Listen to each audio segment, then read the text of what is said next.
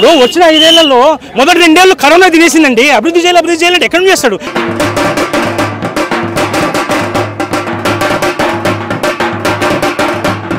యాత్ర 2 చూడడం జరిగింది. సినిమా చూశాను, అంతా ఓకే.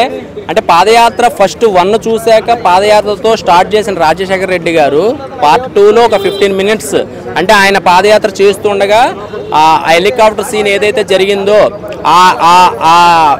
ఆ సీన్ జరిగాక ఆ 15 నిమిషాలు కూడా ప్రతి ఒక్కళ్ళు కంటతడి పెట్టుకుంటారండి. ఎందుకంటే రాజశేఖర రెడ్డి గారిని చూపించే విధానం కానీ గూస్ బంప్స్ వచ్చే సీన్లు అనమాట. ఎందుకంటే ఆయన మంచితనం కానీ ఆయన సేవా కార్యక్రమాలు కానీ ఇవన్నీ చూసినప్పుడు అనిపించింది మామూలుగా లేవు. సార్ జగన్మోహన్ రెడ్డి గారు ఆయన జైలుకి ఎందుకు వెళ్ళారు, ఎందుకు వెళ్లాల్సి వచ్చింది, అసలు అక్రమ కేసులు ఎందుకు పెట్టారు అని తెలియని వాళ్ళకి సినిమా పరంగా ఈ యాత్ర 2లో చూడొచ్చు. అసలు ఇంత దారుణంగా ఉందా రాజకీయం అంటే అక్రమ కేసులు పెట్టారు ఓకే.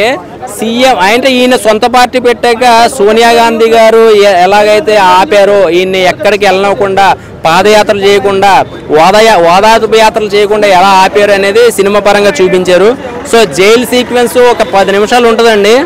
అక్కడ డైలాగ్ వర్షన్స్ ఎవరు రాశారో తెలియదు కానీ చాలా బ్రహ్మాండంగా ఉంది. పిల్లిని అడవిలో వదిలేస్తే పిల్లే సింహాన్ని జైల్లో పెట్టినది సింహమే, ఆడి కడప రెడ్డిరాడు మొండోడు, మాట తప్పుడు మడమ తెప్పుడు అని కొన్ని ఉన్నాయి.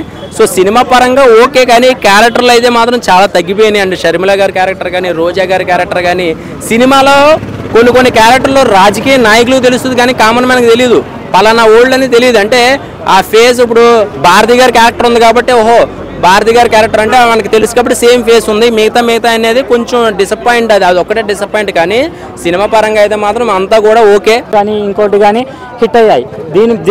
జగన్ గారు గెలిచారు, వైఎస్ఆర్సీపీ గెలిచింది. దీన్ని బట్టి మీనింగ్ ఏంటంటే ఒక 30% 40% ఒక పీపుల్ ఉంటారు ఓటర్స్, ఎవరైతే ముందే ఫిక్స్ అయిపోరు ఈ పార్టీకి వేయాలి అని, వాళ్ళు ఓట్ వేసేంత వరకు చెప్పలేము. అట్లాంటి ఓట్స్ని మాత్రం ఇట్లాంటి మూవీస్ ప్రభావితం చేస్తాయి. లాస్ట్ ఎలక్షన్లో కూడా వైఎస్ఆర్సీపీ ఫేవర్లో ఉన్న 2 మూవీస్ హిట్ అయ్యాయి, అవి జగన్ గారు గెలిచారు. టీడీపీ ఫేవర్లో ఉన్న మూవీస్ ఫ్లాప్ అయ్యాయి, టీడీపీ ఓడిపోయింది. సో మూవీస్ అనేవి సినిమాలు అనేవి ఒక మీడియం, ఒక మీడియా, ఒక ప్లాట్ఫామ్ జనాల్ని ప్రభావితం చేస్తుంది. This I would like to అన్న ఇది 2 గంటల సినిమా అన్న, ఇది 2 గంటల్లో ఎంత చూపించాలో అంత చూపించిండు. డైరెక్టర్ ముందే చెప్పిండు మహివి Raghav.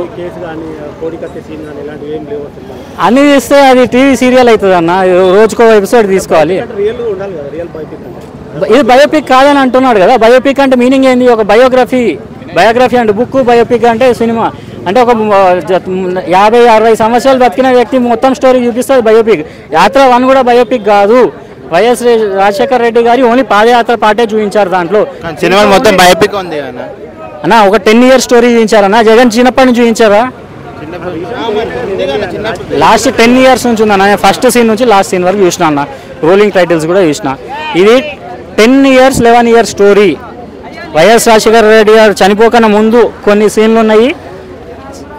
First half an hour ఆ టైంలో చనిపోతారు. తర్వాత లాస్ట్ సీన్ జగన్ గారు సీఎంగా గెలిచారు. 2 బాగానే ఉన్నాయండి. ఎందుకంటే నారాయణ మిశ్ర కొడుకు ఇప్పటికీ కాలేడు కాబట్టి దాదాపు అందుకుంటున్నాడు. ఇప్పుడు ఒకటి మెయిన్, ఇప్పుడు వచ్చిన 5 ఏళ్లలో మొదటి 2 ఏళ్ళు కరోనా తినేసిందండి. అభివృద్ధి చేయాలంటే ఎక్కడ చేస్తాడు? 2 ఏళ్ళు కరోనా కొట్టుకపోతే 3 ఏళ్లలో అమ్మఒడి అయినా, జగన్ ఆసరా అయినా, విద్యా దీవెన అయినా, ఆరోగ్యశ్రీ అయినా చేస్తున్నాడు కొద్దిగా. ఇంకోటి అభివృద్ధి చేయలేదంటే అభివృద్ధి చేస్తే ఓన్లీ వైట్ కలర్ జాబ్స్ ఉన్న వాళ్ళు అభివృద్ధి చెందుతారు. అదే మామూలు రైతులకు సంక్షేమం కూడా ఇవ్వాలి కదా. అతను దిగుడుతోటే అక్కడ ఏమైపోయింది, అప్పుల రాష్ట్రం, లోటు బడ్జెట్తో ముఖ్యమంత్రి అయ్యాడు. కావాలి కదా కొంచెం ఓపిక కావాలి. అతను పరిపాలించి కరెక్ట్ 3.5 సంవత్సరాలే, సంవత్సరన్నర ప్రపంచవ్యాప్తం కరోనా వచ్చింది. డబ్బులు లేవు, ఏం లేవు, వ్యాపారాలు లేవు, ఆదాయాలు లేవు. ఎక్కడైనా చేసేది ఈ టైం కూడా ఛాన్స్ ఇస్తే తెలుస్తుంది క్లియర్గా. నేను ఎన్టీఆర్ కూడా వీరాభిమాని, ఎన్టీఆర్ వీరాభిమాని నేను. జీవా గారు అయితే అభివాదం చేసే స్టైలు, మధ్యలో అబ్బాబ్బా వాకింగ్ స్టైల్ ఇట్లా మీ ట్రైలర్ కూడా చూసింటారు నడుస్తుంటే యాజ్ ఇట్ ఈజ్. ఇది లేదు పవన్ కళ్యాణ్ గారు లేదు, అతను కూడా మంచి వ్యక్తి. పవన్ కళ్యాణ్ క్యారెక్టర్ లేదు, అతను మంచి వ్యక్తి.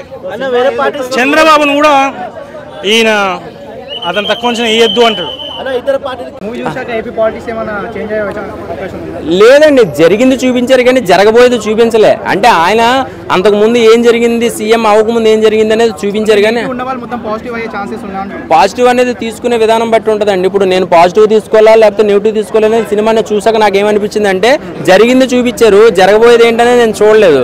సో నాకు అనిపించింది అంతే, ప్రజలకి కొంతమందికి తెలియని వాళ్ళకి, అంటే అప్పుడు జనరేషన్ చిన్నపిల్లలు, ఇప్పుడు రాజశేఖర రెడ్డి గారు మరణించాక ఏం జరిగిందని చిన్న వయసులో తెలియదు, ఇప్పుడున్న జనరేషన్కి ఏం జరిగిందని ఇప్పుడు అర్థమవుతుంది. వాళ్ళ మనస్థానికి వాళ్ళకి అనిపించింది ఏంటంటే సినిమా చూసేసిన ఏమంటే ఓటేసేయాలని ఏం లేదు. సో సినిమాలకే చూడాలి. సో జరిగింది చూపించారు అంతే. రియల్ బయోపిక్ అంటే కనుక నిజంగా మీరు అన్నట్టే షర్మిల గారు కానీ రోజా గారు కానీ ఇప్పుడు కొడాల కత్తి కేసు, కోడి కత్తి కేసు ఇవన్నీ రావాలి. సో అది మనం దాని గురించి జడ్జిమెంట్ చేసేంత లేదు. మనం ఒక సినిమాలాగా చూడాలి. ఇంక దాని గురించి ఎక్కువ మాట్లాడకూడదు అంతే. సినిమాకి కత్తికి గుండుకి లింక్ అన్నట్టుగానే సినిమాకి సీఎంకి సంబంధం లేదు భయ్యా, అంతే. జగన్ లేపడానికి సినిమా తీసి అంటున్నా. జగన్ లేపడానికి అంటే సినిమా ఒక్క సినిమా కాదు, ప్రజలు ఆయన ఎంచుకుంటేనే సీఎం అవుతారు కానీ సినిమా చూస్తే సీఎం అవరు. ఆ డబ్బుల్ని 300 కోట్లు 350 కోట్లు రామ్ గోపాల్ వర్మ గారికి వచ్చింది వివాహానికి అని ఒక టాక్ ఉంది. మహి రాఘవ్ గారికి ఎలక్షన్ ముందు రిలీజ్ చేయాలని ఒక టాక్ ఉంది. అదే పాయింట్లో రిలీజ్ చేశారా అంటున్నాను నేను. అదే అంటున్నా, రాజశేఖర రెడ్డి సంతానం కాదా షర్మిల గారు? ఎందుకు ఆవిడ క్యారెక్టర్ని తొలగించాల్సి వచ్చింది? ఆవిడ కూడా తన తమ్ముడు కోసం ఇప్పుడు కష్టపడిందిగా. ఏమో ఇప్పుడు పార్టీ వ్యతిరేకం అవ్వచ్చు కానీ తమ్ముడు కోసం ఆవిడ కూడా కష్టపడి తిరిగిందిగా. మరి ఆ రోజు షర్మిలకి ఈ రోజు ఏముంది, ఎందుకు లేదు థియేటర్? అవన్నీ చూపిస్తారు. జగన్ గారి మహి వీరావు గారి సినిమా ఎందుకు అవుతుంది? ఆపోజిట్ సినిమా అవుతుంది. జగన్ గారిని ఒక మంచి నాయకుడుగా ఒక అంతే పెయిడ్ ప్రమోషన్ ఇది. ఎలక్షన్ కి పెయిడ్ ప్రమోషన్. ఎలక్షన్ ముందు జగన్ గారు ఎలా గెలిచారో కూడా మనకు తెలుసు. రిగ్గింగ్లు చేసి గెలిచింది ఉంది. నవరత్నాల్లో ఒక్క రత్నం ఫుల్ఫిల్ చేసి చూపించమనండి. నవరత్నాల్లో ఒక్క రత్నం ఏది లేదు.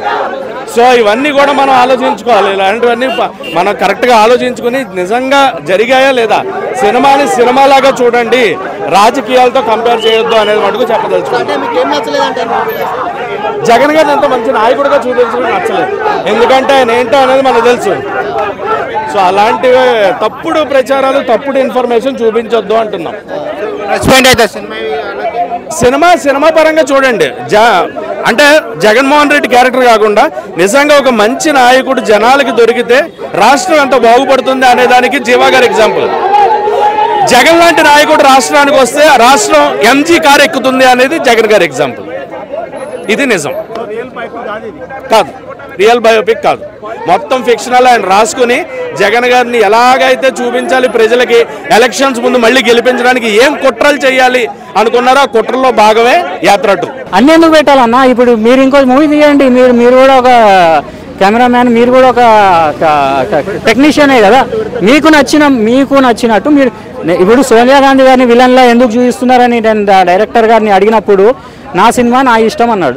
లేదండి నాకు అది తెలంగాణ ఇచ్చిన సోనియా గాంధీ, నేను కాంగ్రెస్ పర్సన్ కాకపోయినా కానీ ఆమె మీద అట్లా చూపించడం మీద ప్రూఫ్ ఉందా?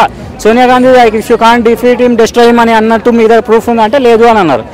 సో అతనికి డైరెక్టర్గా చెప్పారు అతని సినిమా అతని ఇష్టం, మీరు తీయండి. మీరు ఓన్లీ షర్మిల గారి గురించి ఒక మీరు తీయండి, అది మీ ఇష్టం. 100% ప్లస్ అవుతుంది.